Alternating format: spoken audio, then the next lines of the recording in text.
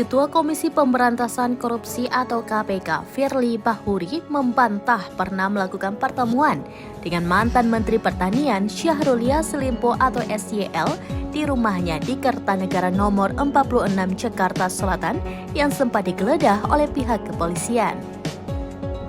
Firly Bahuri menegaskan dirinya tak pernah melakukan pertemuan dengan SYL, terlebih di rumah itu. Firly Bahuri mengaku rumah itu hanya digunakan untuk beristirahat ketika ada kegiatan di Jakarta. Hal tersebut diungkapkan Firly Bahuri sesaat setelah menghadiri turnamen bulu tangkis Kasat Cup 2023 di Kompleks Gelora Bung Karno atau GBK Jakarta. Sebelumnya Firly Bahuri disebut pernah bertemu SYL di rumah Kertanegara 46. Informasi ini diungkap oleh pengacara SYL Arianto. Dijelaskan Arianto, rumah nomor 46 Kertanegara tersebut merupakan safe house KPK. Namun mantan penyidik KPK, Praswat Nugraha menjelaskan rumah itu bukanlah safe house, melainkan lobby house.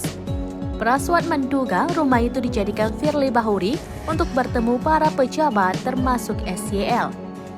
Menurut Praswat, istilah safe house biasanya merujuk pada rumah yang dijadikan tempat aman dalam mendukung aktivitas intelijen dan surveillance atau tempat rahasia dalam mendukung operasi intelijen dan surveillance dalam mendukung penegakan hukum. Hanya saja, jika peruntukan tempat itu memang digunakan untuk kebutuhan pribadi Firly Bahuri, maka hal itu bisa jadi disebut penyalahgunaan kewenangan.